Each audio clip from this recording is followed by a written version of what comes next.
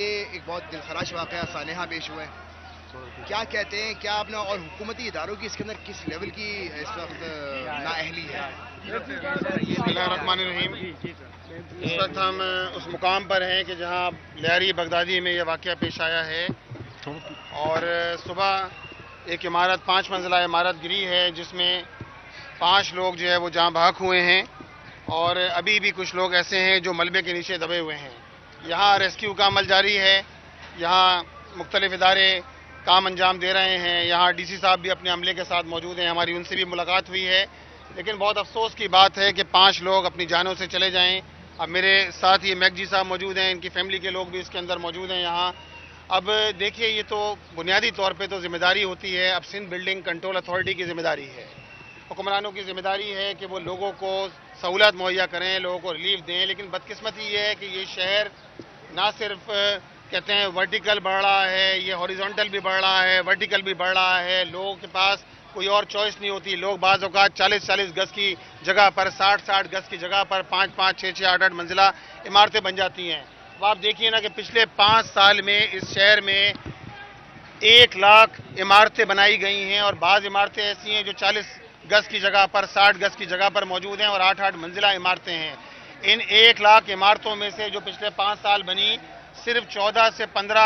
ہزار عمارتیں وہ ہیں کہ جن کے جو ہے وہ اپروول ہے، بقیہ کی تو اپروول بھی نہیں ہے، جس کی کوئی قانونی حیثیت بھی نہیں ہے، نہ اس کا جو ہے وہ انفراسٹرکچر کی کوئی اپروول ہے، نہ ہی اس کے اندر جو ہے وہ ڈیزائننگ ہے، نہ کوئی اور چیز ہے، اور وہ عمارتیں کھڑی ہو گئی ہیں۔ اب ظاہر بات ہے کسی بھی ڈیزاسٹر کی صورت میں یہ عمارتیں گر سکتی ہیں، لہٰذا سندھ بلڈنگ کنٹرول اتھارٹی کو چاہیے کہ وہ ان عمارتوں کو اگر نوٹس دیا گیا ہے تو نہ صرف سندھ بلڈنگ کنٹرول اتھارٹی بلکہ حکومت سندھ کی ذمہ داری ہے کہ ان لوگوں کو کمپنسیشن دے۔ جانوں کا تحفظ اصل چیز ہے، جانوں کا تحفظ پرائرٹی ہونا چاہیے، ترجیح اول ہونا چاہیے، جان سے بڑھ کے کوئی چیز نہیں ہے۔ حکومت کی ذمہ داری یہ ہے کہ اگر یہ لوگ غریب ہیں، ان کو کمپنسیشن دیا جائے، ان کو آلٹرنیٹ دیا جائے، ان کو 5 6 مہینے کے لیے کرایہ دیا جائے تاکہ یہ ان جگہوں سے شفٹ ہو سکیں، ان عمارتوں کو ڈیمولش کیا جائے۔ ایسا نہ ہو کہ یہ عمارتیں بارشوں کی صورت میں، کسی ڈیزاسٹر کی صورت میں یہ عمارتیں گر جائیں، اور جس طرح آج یہ اندوناک واقعہ ہوا ہے اسی طرح کے حادثات پیش آئیں۔ اس پورے واقعے کی ہم مذمت بھی کرتے ہیں، ہم حکومت سندھ کو بھی یہ بات کہتے ہیں کہ فوری طور پہ ایکشن لے۔ ہم سندھ بلڈنگ کنٹرول اتھارٹی کو بھی یہ کہتے ہیں کہ جناب، آپ کا جو اصل کردار ہے، آپ کو اصل کردار ادا کرنے کی ضرورت ہے۔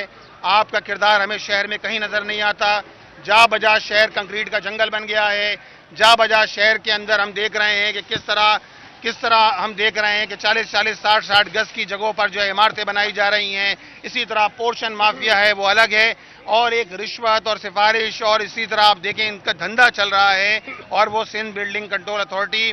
اور ان کے ڈی جیز کی ناک کے نیچے ہو رہا ہے۔ تو پچھلے 5 سال کے اندر آپ اٹھا کے دیکھ لیجئے یہ صورتحال ہے۔ اس صورتحال سے اگر نکلنا ہے تو پھر ہمیں اس پورے واقعے کی انویسٹیگیشن کرنا پڑے گی، لوگوں کو فیس کرنا پڑے گا کہ کون لوگ ہیں جو اس پورے عمل کے اندر انوالو ہیں، اور کیوں انسانی جانوں کی قیمت پہ یہ سارا کام کیا گیا ہے۔